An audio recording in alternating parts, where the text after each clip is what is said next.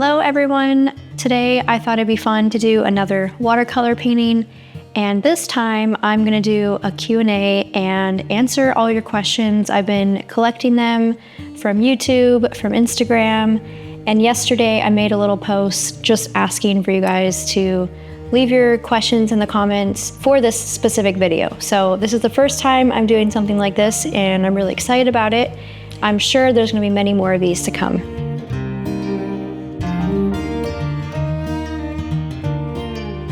So I don't have an exact plan of what I'm gonna paint, but I did print this off a while ago. Some really pretty iridescent shells, and I really love this one with the pearl.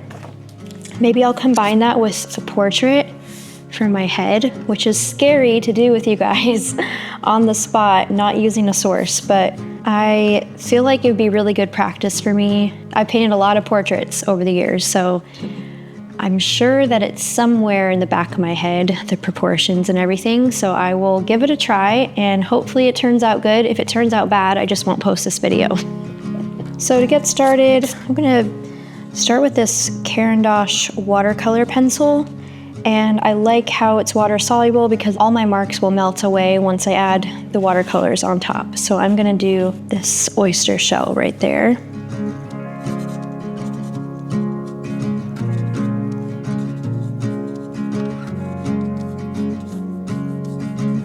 All right, so the first question is, curious to know how many hours you spend in your studio each day or at each sitting between breaks for family meals. I have a pretty strict schedule because I'm a mom and I'm also co-owner of Milan Art Institute, and I teach a lot and I'm filming a lot of courses, and I'm also try to balance all that with painting and working on my own art career. During the week, I have someone come to help watch my son, and he's a toddler right now, so he is into everything. Those of you watching who are moms, you know it's like a full-time job watching your kids. So I have my nanny here from 9 to 5, Monday through Thursday. During the time that she's here, I just really utilize that time to be in my studio painting, and around 12:30, Jake and I will usually have lunch together, and then I just go straight back to the studio. Also, I have to delegate some time for filming, teaching, going to events. I probably spend an average of 15 to 20 hours painting per week. So I paint for about like 5 hours in a normal day. So on the other 3 days, I really just try to spend all that time with my family, and we go out and do fun things. We go to the beach. We are just homebodies, like we'll just be home, and we have a lot of fun here at our house. We're getting into gardening. I have horses, so I am outside a lot at home. Okay, let's go to another question. You leave your palette and paint till next time. Do you cover it? When I'm oil painting, I live here in Florida and it's really humid, so I think the paint stays better for longer. It doesn't get that kind of hard cover over it, not until like day 3.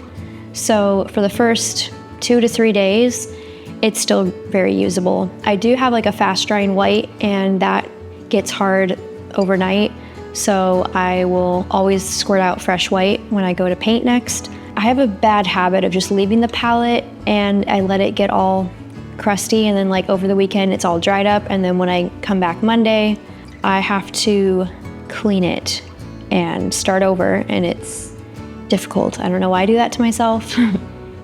And a great tip is to spray it with rubbing alcohol all over the oil paint, and that will help it come up so much easier when you go to scrape it with a razor. There's these little containers you can buy online where it almost looks like a Tupperware thing, but it's a shallow pan with a lid, and you can just transfer your paint to that and keep it airtight for it to stay fresh.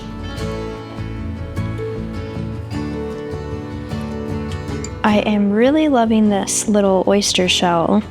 and all these colors. This is a lot of fun to paint. I don't know why I haven't done this before in watercolor. Okay, let's do another question. So this is not a very direct question, but I'd love to have a video about what your creative painting routine is like and tips on how to create my own art routine. That is a great idea for a video.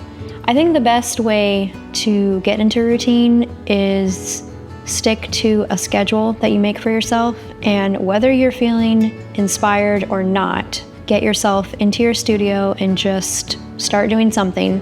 And as you're working, the inspiration will come.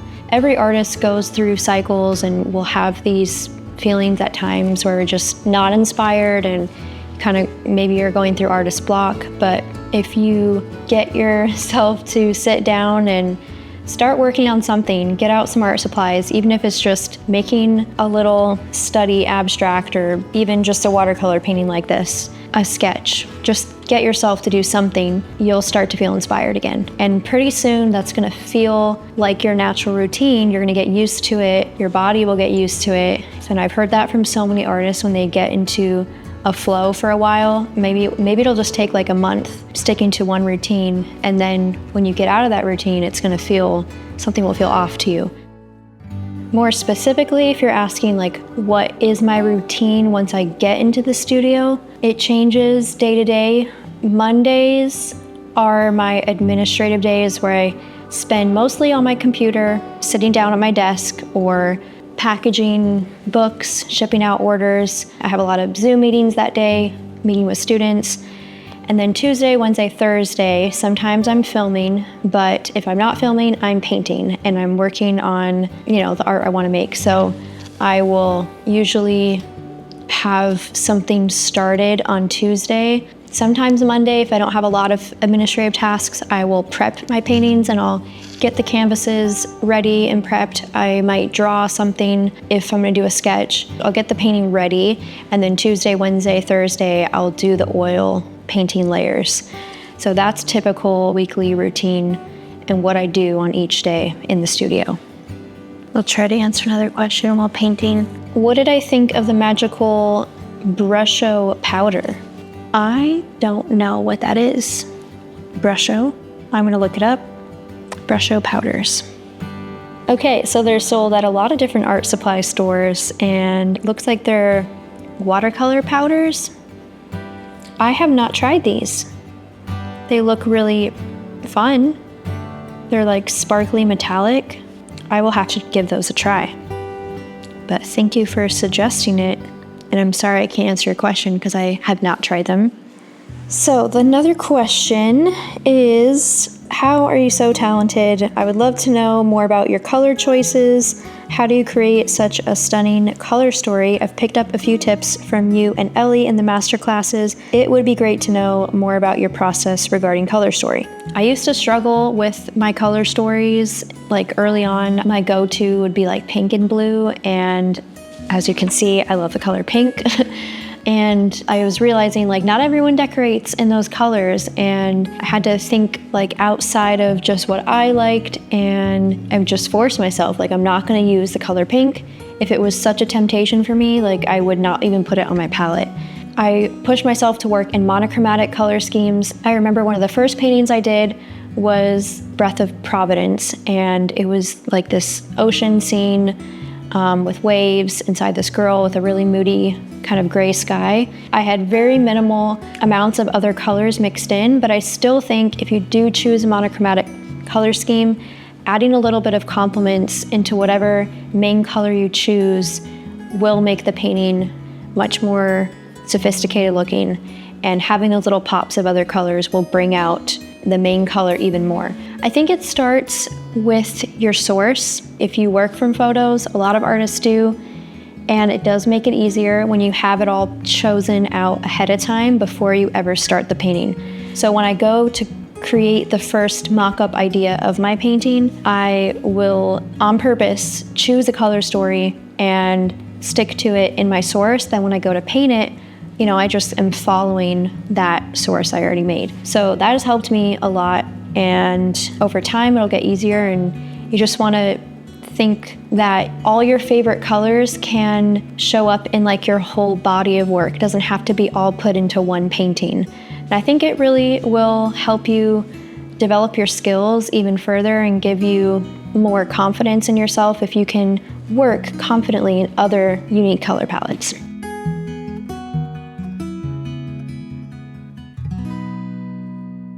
This question, it's more like 3 or 4 questions put into one. So how many paintings do you have going at one time? Do you go back and forth, or do you only work on one? Also, can you show more of your painting process? I'm particularly interested in how you begin your paintings, especially the most recent ones. I love your paintings and I find them so unique. I'm in the mastery program and have taken some of the master classes. I'm only in part 1, but can't help but think and daydream about my own process and developing it. So that's really exciting, and I'm so happy that you are inspired. Mastery program is such an amazing course, and I think a little bit later on, once you get into part 3 of the voice section, kind of working in mixed media, and after learning all these different techniques, you'll start to be able to find your own process then. So just keep going. You can, of course, daydream and think about it now. So I usually have anywhere from 1 to 3 paintings going on at once. Right now, I have 3 in progress, 2 that I'm actually serious about finishing.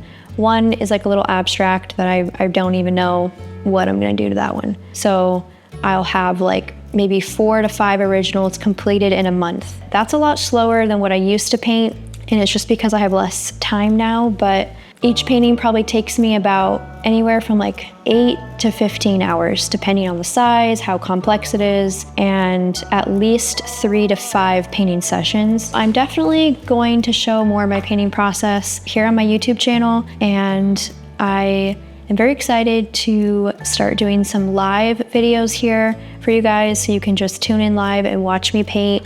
I want to do more kind of start to finish processes where you get to see the whole painting evolve and how I complete each layer.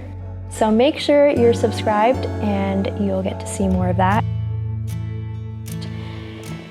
How do I approach the process of channeling emotions into your pieces, and do you have a specific ritual or practice to help you connect with your inner world while painting? 2 things that come to mind.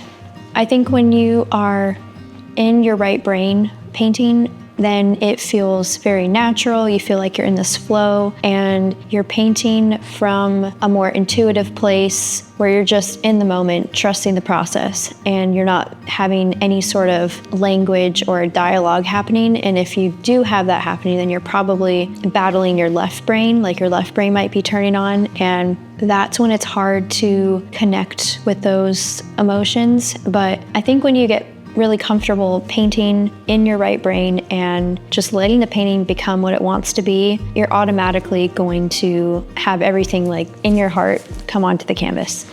Another way to capture emotion in your art is through brush strokes and your color story, because color really speaks to different emotions and moods and creates a whole mood in your painting.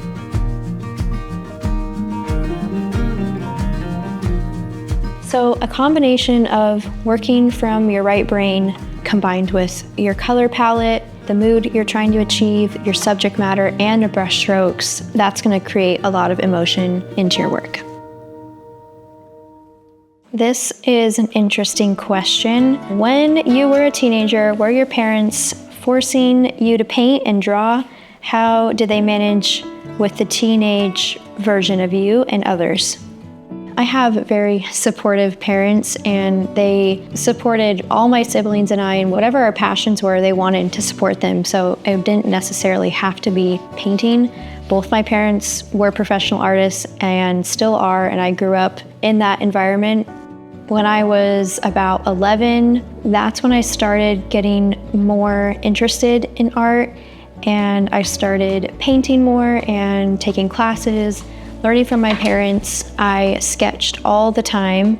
I would spend hours in my room just drawing and sketching. That was like, I think, my form of journaling at the time. And I would just listen to music for hours and just be alone in my room. And I actually didn't complete high school. When I was 15, I just stopped. I was doing online school at the time, and I was doing it for about 2 years. And it just came to a point where I couldn't balance painting and school. And I had an opportunity to work with these publishers where they were selling my art all over, and I had to keep up with that demand and paint a certain number of paintings each month.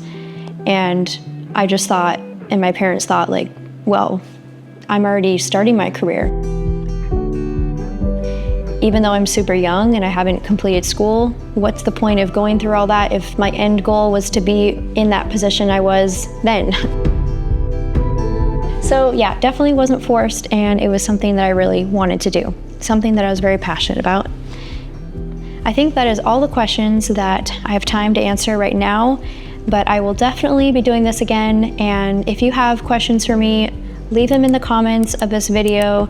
I would love to do another Q&A. I had a lot of fun with this painting and drawing. So thank you so much for watching, and I look forward to reading your questions.